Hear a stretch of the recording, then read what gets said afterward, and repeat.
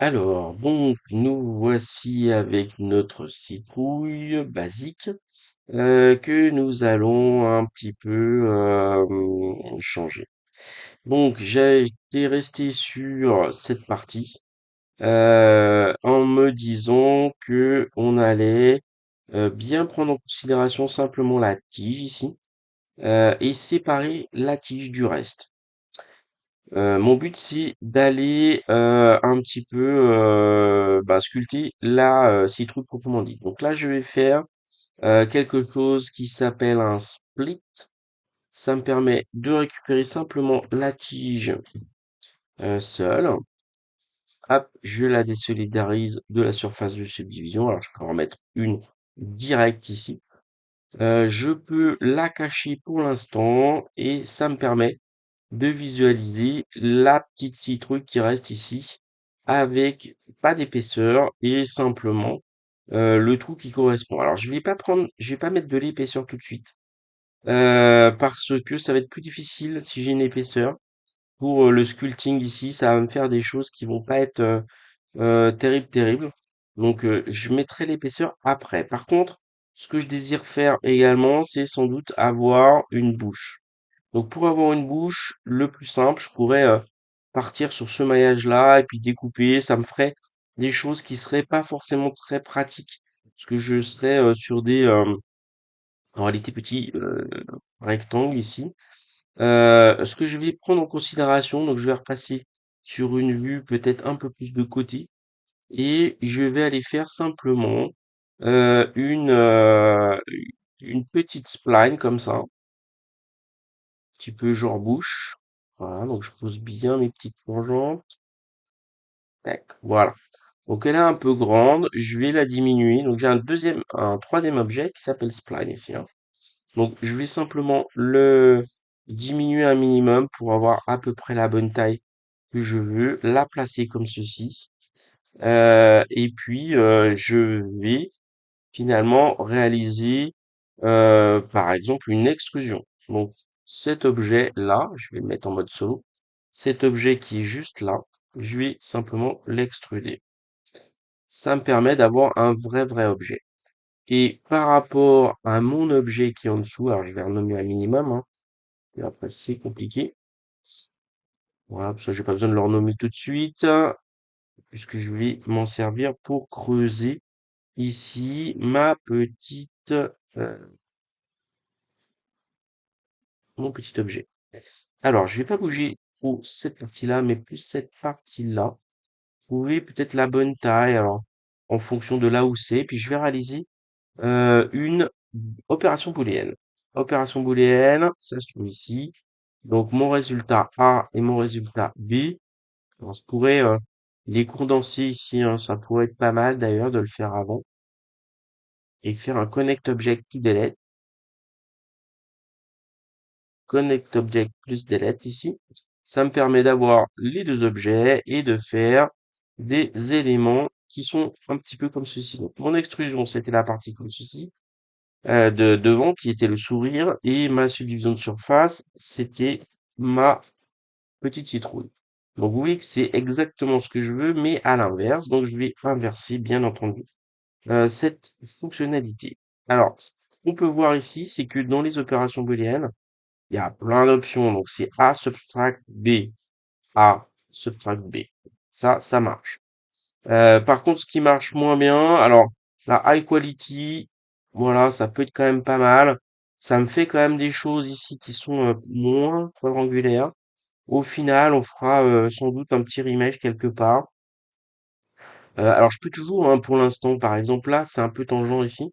Je peux toujours remonter ou descendre l'un ou l'autre. Peut-être plutôt remonter ou descendre celui-là pour avoir des choses qui sont peut-être mieux réparties.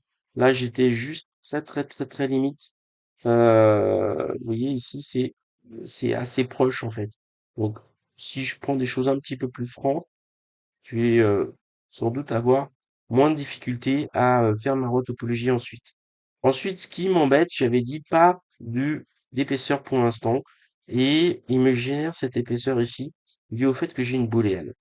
Ça, ben, c'est pas très compliqué. Alors, je vais en profiter pour faire un seul objet, create single object.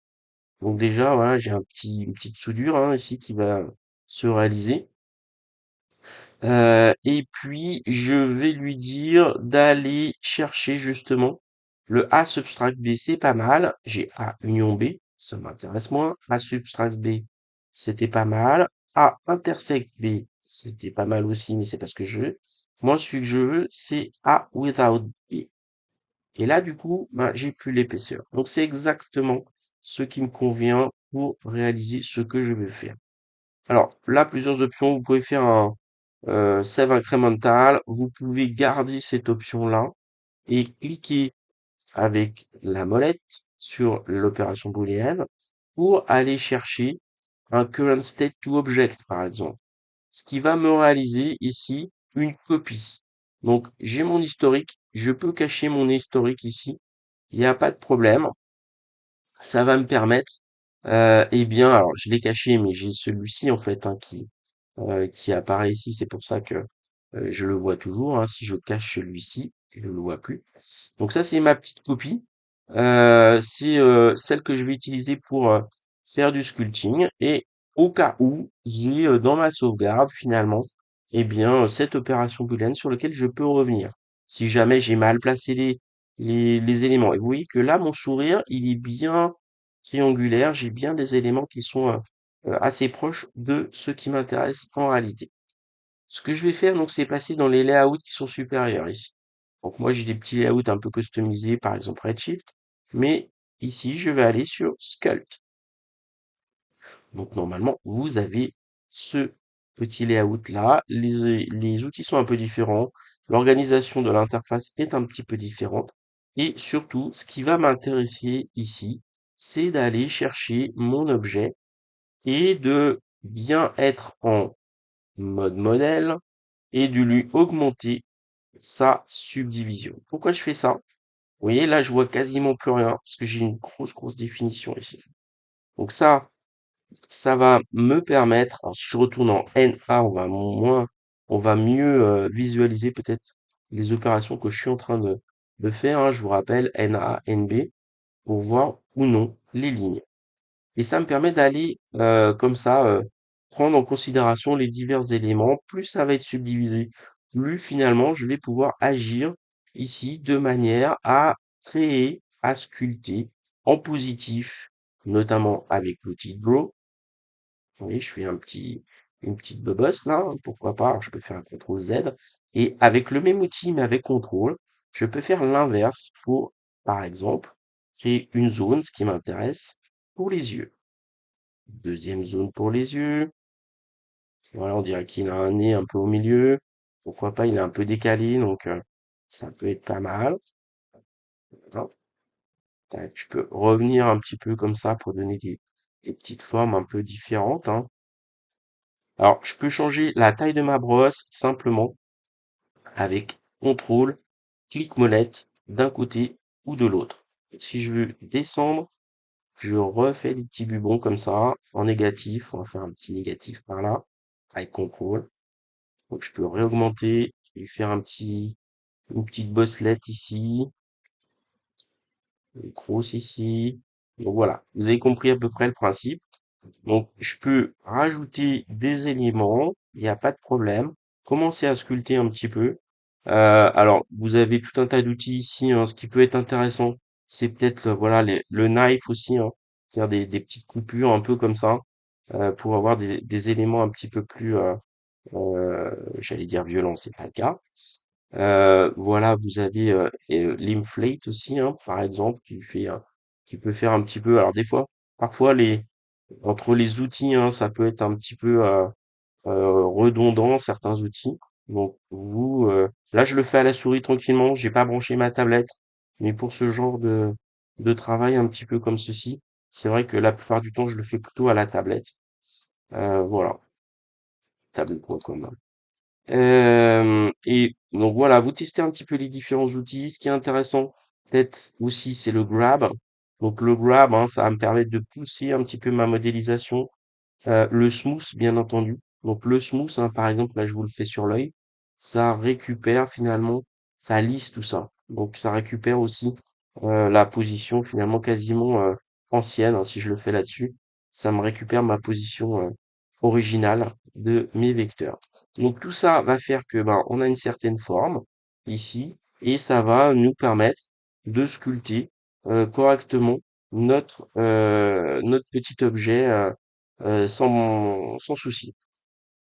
Le but étant quand même à la fin ben, de constituer notre petite scène, d'aller peut-être faire la même chose sur la tige ici.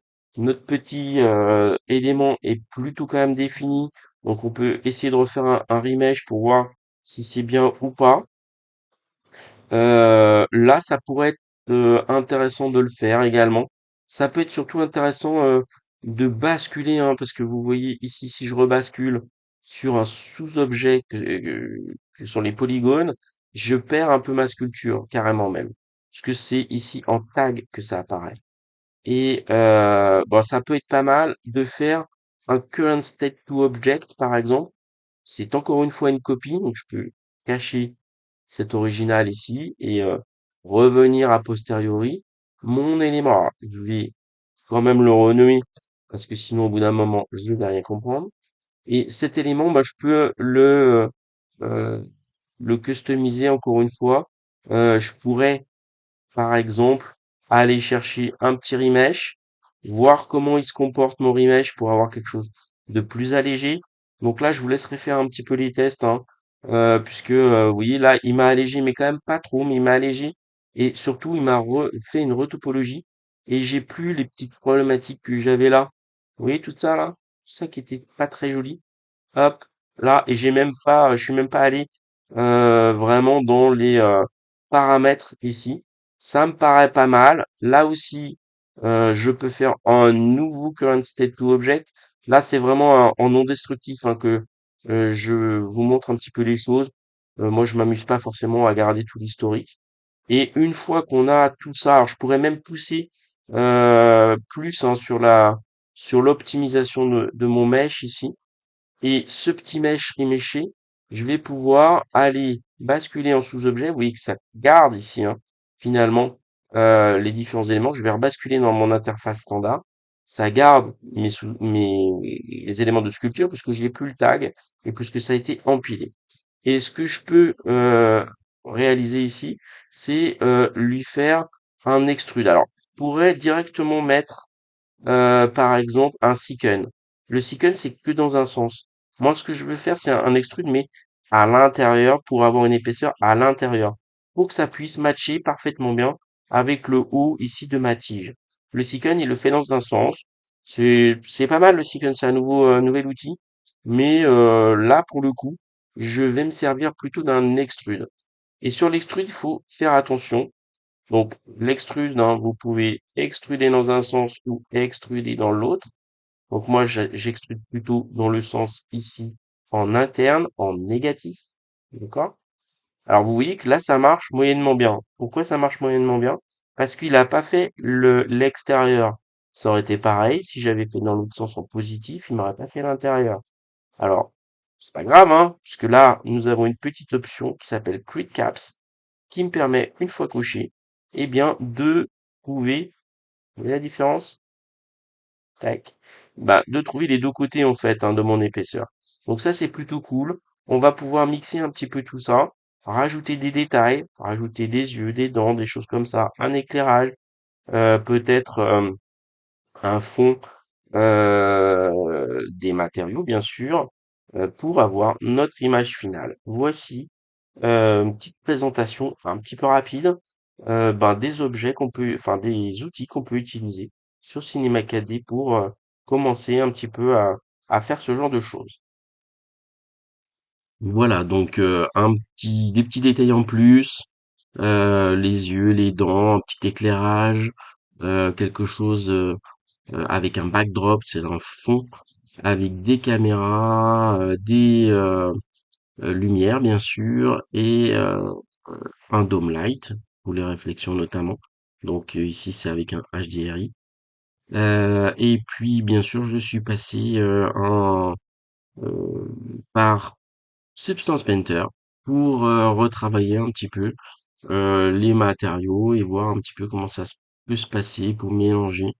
eh bien, un certain nombre de choses pour donner un petit aspect un peu plus recherché, notamment à cette partie que nous avons modélisée sur la citrouille.